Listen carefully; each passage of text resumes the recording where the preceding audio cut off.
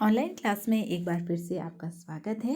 आज हम लोग आपके सिलेबस के लिए अगला टॉपिक पढ़ने जा रहे हैं, वो है RNA polymerase enzyme.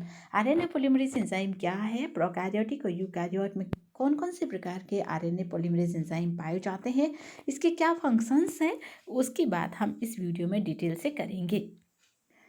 RNA polymerase enzyme या इसको हम लोग आरएनएपी या फिर राइबोन्यूक्लिक एसिड पॉलीमरेज एंजाइम कहते हैं।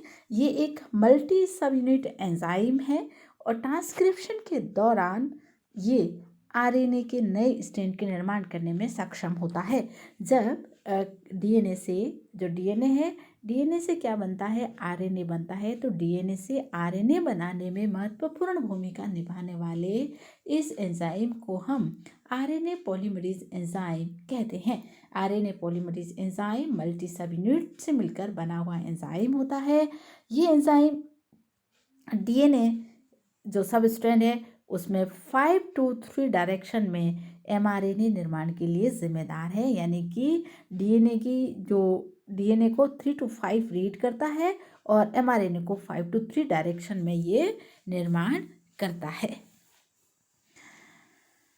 RNA polymerase enzyme DNA sequence की कॉपी करके आरएनए का निर्माण करता है। डीएनए की जो सीक्वेंस होती है उसकी कॉम्प्लीमेंट्री सीक्वेंस को आरएनए पॉलीमरेज एंजाइम उसको ऐड करता है और न्यूली सिंथेसाइज्ड एमआरएनए का निर्माण करता है।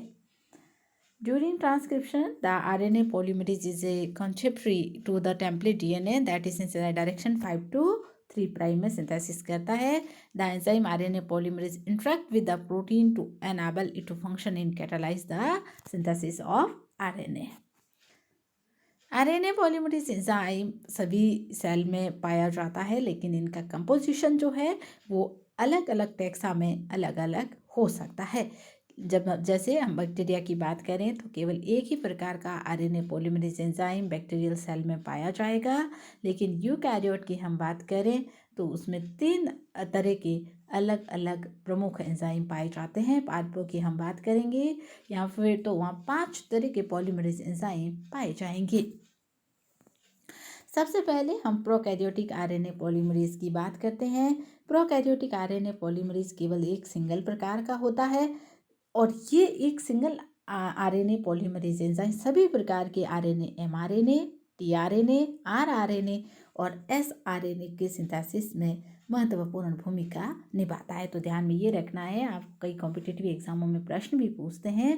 प्रोकैरियोट में केवल एक प्रकार का आरएनए पाया जाता है जो सभी तरह के आरएनए के निर्माण में सक्षम होता है। ये आरएनए पॉलीमरेज एंजाइम 2 डोमेन से मिलकर बना होता है और 5 इसकी सब यूनिट है। डोमेन कौन सा है, कोर एंजाइम और होल एंजाइम, 2 डोमेन है और सब यूनिट 5 इसकी होती है। Beta, beta dash, alpha, alpha dash और ओमेगा, ये 5 सब यूनिट होती है। आरएनए पॉलीमरेज एंजाइम मैंने आपको बता ही दिया कि ये 5 to 3 डायरेक्शन में आरएनए का जो निर्माण करता है और डीएनए को 3 to 5 डायरेक्शन में रीड करता है।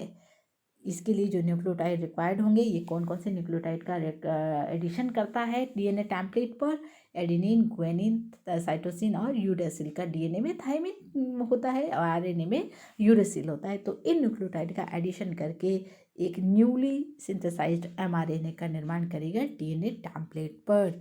ये मल्टी मेरिक एंजाइम है, प्रोकैरियोट में मल्टी सब यूनिट है। टोटल इसकी 6 सब यूनिट है।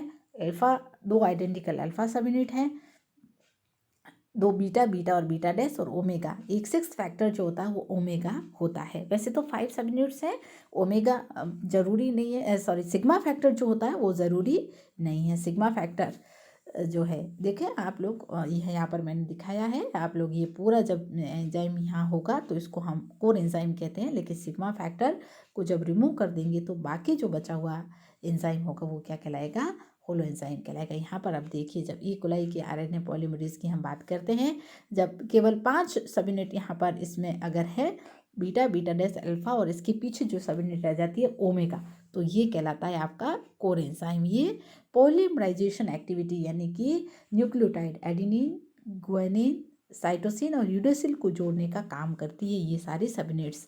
जबकि जब इसके साथ सिग्मा फैक्टर यहाँ आप देख ही रहे हैं जुड़ जाता है तो ये भी होलो एंजाइम कहलाता है। यानी core enzyme core enzyme plus sigma, अगर ये जुड़ेगा तो ये क्या कहलाएगा, होलो एंजाइम कहलाएगा।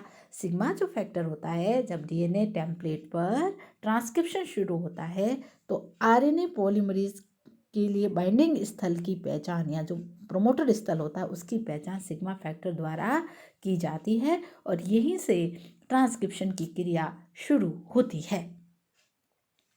यानी कि ये डीएनए टेम्पलेट है, डीएनए टेम्पलेट पर सबसे पहले सिग्मा फैक्टर आकर जुड़ता है, जहाँ सिग्मा फैक्टर आने के जुड़ने के बाद ही ये पॉलीमरेज एंजाइम यहाँ आकर जुड़ेगा, जिससे न्यूली सिंथेसाइज्ड एमआरएनए का निर्माण होगा। जब डीएनए से एमआरएनए का निर्माण होता है तो उस प्रक्रिया को हम ट्रांसक्रिप्शन कहते हैं और ट्रांसक्रिप्शन की प्रक्रिया में महत्वपूर्ण भूमिका निभाने वाले एंजाइम को आरएनए पॉलीमरेज एंजाइम कहते हैं। प्रोकैरियोट में केवल एक ही प्रकार का आरएनए पॉलीमरेज एंजाइम होता है जिसकी 5 सब यूनिट और एक एडिशनल, जिसको हम कह सकते हैं सब यूनिट होती है, जो सिग्मा फैक्टर के रूप में होती है। दो अल्फा सब यूनिट होती है जो लगभग सिमिलर होती है। ये determine the DNA to be transcribed. Beta जो होती है वो पॉलीमराइजेशन के लिए होगा। बीटा डैश जो है वो डीएनए टेम्पलेट को अनबाउंडिंग यानी खोलने का काम करता है। ओमेगा का फंक्शन अभी नोन नहीं है। सिग्मा फैक्टर मैंने आपको बता ही दिया। Recognise the initiation site call promoter, promote को रिकॉग्नाइज करता है, प्रमोटर स्थल की पहचान करता है ताकि डीएनए जो आरएनए डीएनए प्रमोटर स्थल की पहचान करता है ताकि आरएनए पॉलीमरेज एंजाइम आकर डीएनए से जुड़े और ट्रांसक्रिप्शन की क्रिया शुरू हो सके। अगर हम यूकैरियोटिक आरएनए पॉलीमरेज की बात करते हैं तो यूकैरियोट में मुख्य रूप से अभी तक 5 प्रकार के आरएनए पॉलीमरेज ज्ञात किए जा चुके हैं, जिसमें 3 आरएनए पॉलीमरेज प्रमुख एंजाइम हैं। RNA polymerase first, RNA polymerase second और आरएनए पॉलीमरेज थर्ड। यहाँ पर मैंने आप लोगों की टेबल दिखाई है। आरएनए पॉलीमरेज फर्स्ट जो है वो केंद्रिका में पाया जाता है, ध्यान में रखिएगा। आरएनए पॉलीमरेज फर्स्ट न्यूक्लियोलस यानी केंद्रिका में पाया जाता है। केंद्रिका जो होती है वो आरएनए सिंथेसिस का प्रमुख स्थल होती है। इसी कारण केंद्रिका को आरएनए सिंथेसिस का प्रमुख स्थल माना जाता है, क्योंकि आरएनए पॉलीमरेज फर्स्ट केंद्रिका में मौजूद होता है, जो आरएनए सिंथेसिस के लिए राइबोसोमल आरएनए सिंथेसिस के लिए सिंथेसिस का प्रमुख एंजाइम है। राइबोसोम आरएनए की 28S, 18S और 5.8S जो आरएनए है उनको सिंथेसिस ये करता है। आरएनए पॉलीमरेज सेकंड प्रमुख पॉलीमरेज एंजाइम है यूकैरियोटिक कोशिकाओं में।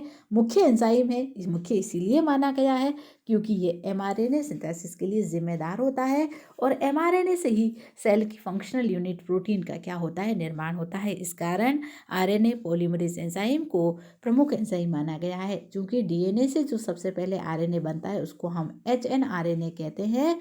एचएनआरएनए इसलिए कहा जाता है, हेट्रोजेनस आरएनए इसलिए कहा जाता है क्योंकि डीएनए पर जो कोडिंग और नॉन कोडिंग सीक्वेंस होती है वो वैसी की वैसी ट्रांसक्राइब होती है, किस पर, एमआरएनए पर।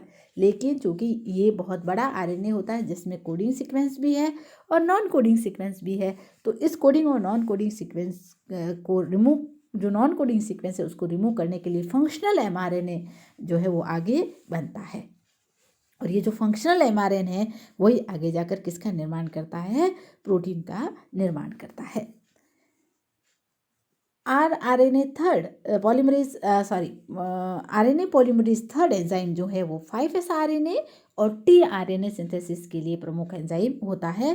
टीआरएनए सिंथेसिस के लिए पॉलीमरेज थर्ड प्रमुख एंजाइम है। ये दोनों एंजाइम केंद्रक में मौजूद होते हैं। तो अगर हम बात करें पॉलीमरेज फर्स्ट की तो ये राइबोसोमल आरएनए सिंथेसिस के लिए जिम्मेदार एंजाइम है और ये केंद्रिका में मौजूद होता है। पॉलीमरेज एंजाइम सेकेंड प्रमुख ट्रांसक्रिप्शन एंजाइम है क्योंकि ये एमआरएनए निर्माण के लिए जिम्मेदार होता है और एमआरएनए से ही प्रोटीन का निर्माण होता है। पॉलीमरेज थर्ड टीआरएनए के निर्माण के लिए जिम्मेदार है। पॉलीमरेज सेकेंड और थर्ड दोनों केंद्रक में मौजूद होते हैं। एमिनिटीन एक तरह का इनहिबिटर है पॉलीमरेज एंजाइम का। मुख्य रूप से पॉलीमरेज आरएनए पॉलीमरेज सेकेंड इससे इनहिबिट हो जाता है, जिससे ट्रांसक्रिप्शन की क्रिया रुक जाती है। पॉलीमरेज फर्स्ट मैंने आप लोगों को बता ही दिया, ये न्यूक्लियोलस में मौजूद होता है केंद्रिका में, और आरएनए यानी राइबोसोमल आरएनए सिंथेसिस का प्रमुख एंजाइम होता है, लेकिन ये आरआरएनए में 5s आरएनए का निर्माण नहीं करता है। 5s आरआरएनए का निर्माण पॉलीमरेज थर्ड द्वारा किया जाता है। पॉलीमरेज सेकेंड प्रमुख एंजाइम है ट्रांसक्रिप्शन के लिए, केंद्रक में मौजूद होता है ये। इसके अलावा ये जो ट्रांसक्रिप्शन फैक्टर जो होंगे, पूरा रेगुलेशन जो ट्रांसक्रिप्शन फैक्टर के जुड़ने का हटने का जो रेगुलेशन है वो भी इस एंजाइम द्वारा किया जाता है। ये पॉलीमराइजेशन करने का काम करता है, न्यूक्लियोटाइड जो होते हैं उनको एडिशन करने का काम करता है। पॉलीमरेज थर्ड ये भी केंद्रक में मौजूद होता है और ये मुख्य रूप से 5s आरएनए और tRNA के निर्माण के लिए जिम्मेदार होता है। पॉलीमरेज फोर्थ और फिफ्थ ये मुख्य रूप से पादप कोशिकाओं में पाए जाते हैं। पादप कोशिकाओं के अंदर जो सेल ऑर्गेनल हैं, माइटोकॉन्ड्रिया और क्लोरोप्लास्ट के अंदर जो आरएनए पाए जाते हैं, उन आरएनए के ट्रांसक्रिप्शन के लिए ये दोनों एंजाइम जिम्मेदार होते हैं। दोनों के लिए ये एंजाइम जिम्मेदार होते हैं। फंक्शन क्या है? फंक्शन आपको मालूम ही है कि डीएनए जो टेम्पलेट है, इस डीएनए टेम्पलेट से एचएनआरएनए बनेगा और एचएनआरएनए से एमआरएनए और एमआरएनए से क्या बनता है? प्रोटीन। तो इस एमआरएनए निर्माण में मुख्य भूमिका निभाता है आरएनए पॉलीमरेज एंजाइम। साथ ही RNA polymerase enzyme right nucleotide addition के लिए जिम्मेदार होता है। प्रूफ रीडिंग एक्टिविटी एंजाइम करता है ताकि कोई इनकरेक्ट न्यूक्लियोटाइड वहाँ पर जुड़ न सके। चारों प्रकार के न्यूक्लियोटाइड एडेनिन, गुआनिन, साइटोसिन और यूरेसिल को जोड़ने का काम एमआरएनए टेम्पलेट पर कौन करता है? डीएनए टेम्पलेट पर कौन करेगा? पॉलीमरेज एंजाइम करता है, जिससे नए एमआरएनए का निर्माण हो सके। कुछ MCQs हैं, मल्टीपल चॉइस क्वेश्चन हैं जो एग्जामों में पूछे गए हैं। फर्स्ट बहुत इंपॉर्टेंट क्वेश्चन है और जैसे आप लोगों को एक प्रॉब्लम दी है, यू आइसोलेट द न्यूक्लियोलस, आपने केंद्रिका को आइसोलेटेड किया है केंद्रक से, and perform a density gradient centrifuge with the extract, then you check the different for RNA polymerase activity of different segments, which RNA polymerase video expected to find in evidence। जाहिर सी बात है, polymerase first आपने nucleus से, आपने केंद्रक से केंद्रिका को isolated किया है, फिर उसको सेंट्रीफ्यूज किया है, तो आप वहाँ पर सबसे ज़्यादा कौन से आरएनए पॉलीमरेज की मात्रा को देखेंगे? आरएनए पॉलीमरेज फर्स्ट, क्योंकि ये राइबोसोमल आरएनए सिंथेसिस के लिए जिम्मेदार एंजाइम है। The enzyme required for the transcription is RNA polymerase enzyme. Sigma factor इस कंपोनेंट ऑफ RNA पॉलीमरेज का कंपोनेंट है जो डीएनए पर प्रमोटर स्थल की पहचान करता है ताकि RNA पॉलीमरेज आकर वहाँ जुड़े और ट्रांसक्रिप्शन की क्रिया शुरू हो सके। Eukaryotic 3 different RNA polymerases are involved in the synthesis of different class of RNA, namely rRNA, tRNA, mRNA. The RNA polymerase that required for the synthesis of RNA is RNA polymerase second। ये किसके लिए जिम्मेदार है? mRNA के लिए जिम्मेदार है। Polymerase first किसके लिए है? rRNA के लिए, और थर्ड मेनली किसके लिए है? tRNA और 5s RNA के लिए। Rifamycin is an antibiotic used for the treatment of tuberculosis. Is bind to beta subunit of RNA polymerase and inhibit the initiation of transcription। जैसे अम्यूनिटीज़ होती है उसी तरह से रिफामाइसिन एंटीबायोटिक भी एक इनहिबिटर का कार्य करती है। ये बीटा सबयूनिट से बाइंड हो जाती है और ट्रांसक्रिप्शन की क्रिया को रोक देती है। इस तरह से यूकैरियोटिक और प्रोकैरियोटिक कोशिका में पाए जाने वाले different type of RNA polymerase की हमने यहाँ पर बात की है। प्रोकैरियोटिक कोशिकाओं की अगर हम बात करेंगे तो एक ही प्रकार का आरएनए पॉलीमरेज होगा जो 5 सबयूनिट और सिग्मा फैक्टर से मिलकर बना होगा। यूकैरियोट में मुख्य रूप से 3 पादपों की अगर हम बात करेंगे तो मुख्य रूप से 5 प्रकार के आरएनए पॉलीमरेज एंजाइम अभी तक डिस्कवर किए जा चुके हैं। पॉल फर्स्ट जो होगा वो RNA के लिए जिम्मेदार होगा सिंथेसिस के लिए। सेकंड मेन ट्रांसक्रिप्शन एंजाइम है जो mRNA से, जो DNA से mRNA निर्माण के लिए जिम्मेदार है, और पॉल थर्ड tRNA के लिए जिम्मेदार है। फोर और फिफ्थ जो पॉलीमरेज एंजाइम होते हैं वो पादप कोशिकाओं में पाए जाते हैं। माइटोकॉन्ड्रिया और क्लोरोप्लास्ट का जो RNA होता है उस RNA की ट्रांसक्रिप्शन के लिए दोनों एंजाइम जिम्मेदार होते हैं। तो आप अच्छे से इसको पढ़िए ताकि अगले वीडियो में ट्रांसक्रिप्शन पढ़ाऊँ तो आप समझ सकें कि आरएनए पॉलीमरेज के क्या काम है, किस तरह से ये काम करते हैं, उसको हम डिटेल में बात कर सकते हैं। Thank you.